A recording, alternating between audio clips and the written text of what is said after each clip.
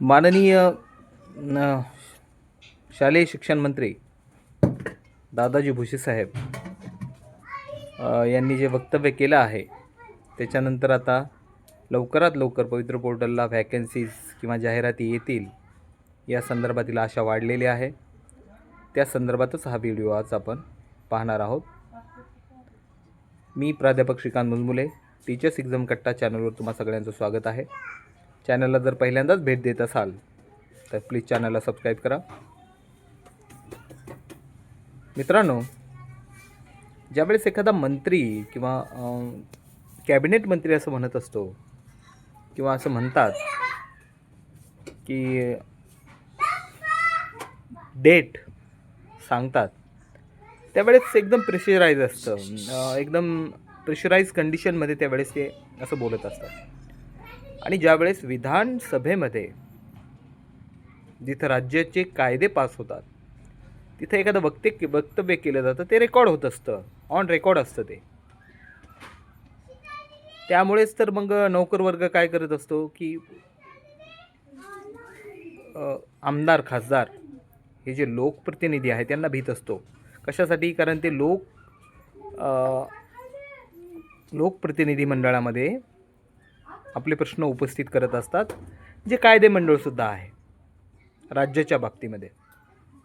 अशा परिस्थितीमध्ये राज्याच्या कायदे मंडळामध्ये ज्यावेळेस आपले शालेय शिक्षण मंत्री असं म्हणतात की 2 महिन्यामध्ये जी भरती प्रक्रिया पूर्ण होणार आहे पवित्र पोर्टलची, आणि त्या संदर्भाने वक्तव्य करतात, त्यावेळेस आपण 100% असं समजून जायचं की या अगोदर काहीतरी घडामोडी झालेल्या असतील. शालेय शिक्षण मंत्री यांनी आपल्या अधिकाऱ्यांना धारेवर धरले असेलच की, कारण जास्तीत जास्त मॅक्सिमम प्रश्न शालेय विषयावरच हिवाळी अधिवेशनातही आणि आत्ताच्या अर्थसंकल्पीय अधिवेशनातही याबाबतीतच विचारले गेले. मराठी शाळा आणि दुसरा प्रश्न आहे पवित्र पोर्टल भरती. या संदर्भातच मॅक्सिमम प्रश्न विचारले गेलेले आहेत. आणि त्या संदर्भात उत्तर देत असताना माननीय शालेय शिक्षण मंत्र्यांनी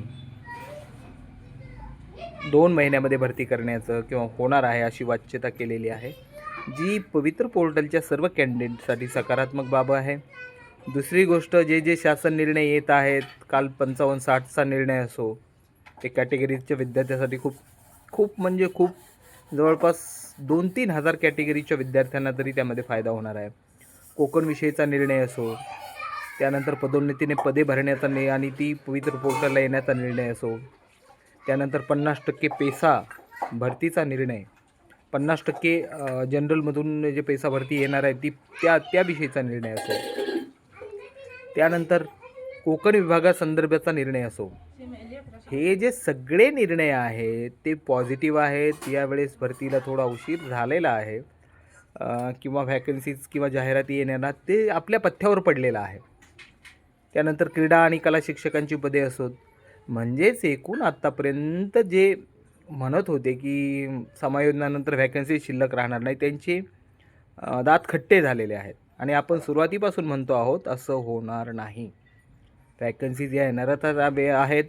आणि माझ्या मते गेल्या वेळेस जेवढ्या व्हॅकन्सीज आलेल्या होत्या त्यापेक्षा जास्त व्हॅकन्सीज 2022च्या भरतीला जितक्या व्हॅकन्सीज आलेल्या होत्या त्यापेक्षा निदान 1000-2000 व्हॅकन्सीज तरी आपल्याला जास्त येणार आहेत.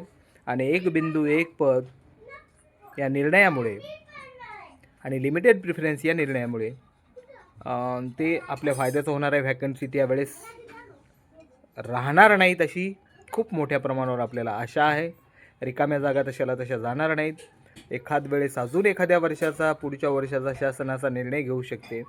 मे 2026पर्यंतच्या व्हॅकन्सीज आहेत तर त्या वाढूनसुद्धा येऊ शकतात. त्या संदर्भामध्ये आपण आशावादी राहूया. चॅनलला सबस्क्राईब केलं नसेल तर सबस्क्राईब करा. व्हिडिओ आवडला तर नक्कीच लाईक करा. धन्यवाद.